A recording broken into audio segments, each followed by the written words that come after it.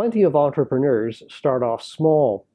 A few will make it big. Fewer still will make it really big with operations in dozens of countries.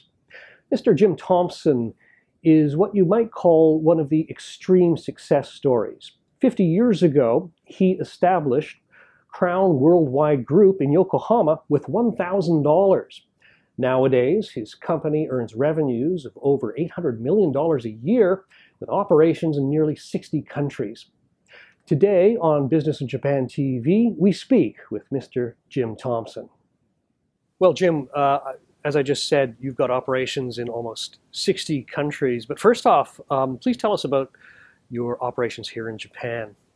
Well, our operations here are the foundation of the company. I started here back in 1965, and for 5 years we were just a Japan company. So it's always kind of exciting to think about this is the one that is the foundation of it all.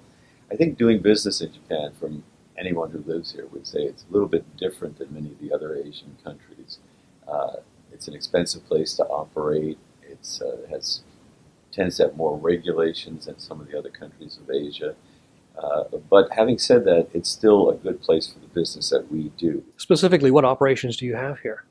Well, we have mainly moving, which is moving people's household goods, and that's our specialty around the world, and that's what we do here for the most part. But we also provide a service which is somewhat new to our industry, and that's the consulting service. We call it World Mobility, but it's the relocation process of not just moving people's goods, but actually getting them settled in with schooling advice and housing advice and many other things. Well, Jim, you've told us about your businesses here in Japan, but on a global basis, what kind of businesses specifically are you engaged in? Well, the biggest single one we do is the international relocation, the packing and shipping internationally and locally of people's goods, which is big because it's continuing. The world is globalizing and more people are going overseas. But aligned to that is a business that's relatively new in the scheme of things. And just to tell you how it came about, some years ago, corporations, major corporations of the world, and particularly from the United States, realized that it was important to get their high-paid executive, man or woman, on the job as quickly as possible and not be worrying about the spouses settling in.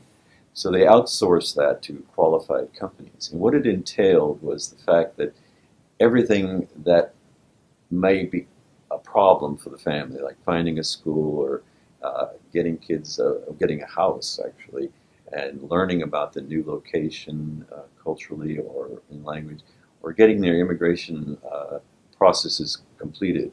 A place like Japan, for example, can be complicated. You know, it's not just, you can do business here or you can live here very easily. So we have specialists in the company that do all of those services and more. Now, you're based in Hong Kong, and you're in some kind of interesting areas, such as wine and fine art. Could you tell us a bit about that, please? Well, I think when you build a structure of business, like we have a global structure, we have our own operations in all locations. We don't have agents or joint ventures or anything. So when you have that structure built, you look at it and say, what can I do with that within that structure?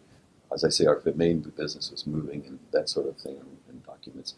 But then we realized we could do other things, and we found that fine arts, for example, was globalizing, just like people are globalizing. So great exhibits from museums in Paris were finding their way to Tokyo or Beijing or other places. And we had the skills and we had the structure to do it. It takes a very, very, particularly qualified group to touch these priceless items and transfer them. But we felt we could do it, and we've seen that business growing very, very nicely since we started it.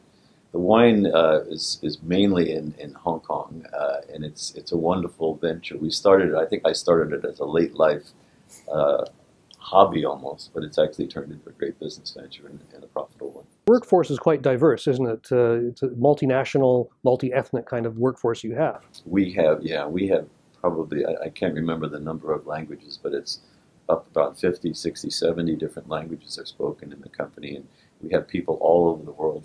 It's interesting because, obviously we have the people of the nations where we operate, but so many of them have been transferred within the group. So, in Hong Kong we have Polish, Indian, we have every kind of nationality. Even Canadians actually seem to succeed in our business. You don't have any problems with cohesion. As a global, diverse, geographically diverse company, to keep it together, it seems like it'd be very difficult. But through the technology, the internet, and our own internal social media websites, our intranet, we are in touch with each other constantly. And it's almost as if your best friend could be in another country because you communicate with them like that.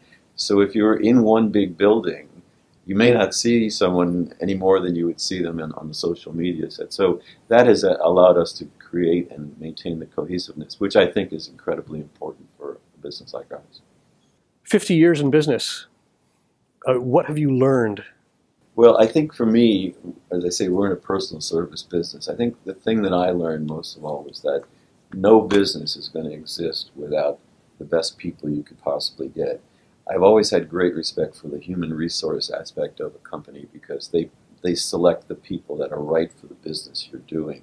If you get that right, if you select the right people, I think it's not difficult to train them the way you want to train them, to motivate them, and to incentivize them to make sure that they produce and become part of a culture, part of a team that gets exciting. And so that I think is, in our case, that is what really makes our engine run. Thank you very much, Jim, for speaking with us today. My pleasure. Thank you for having me.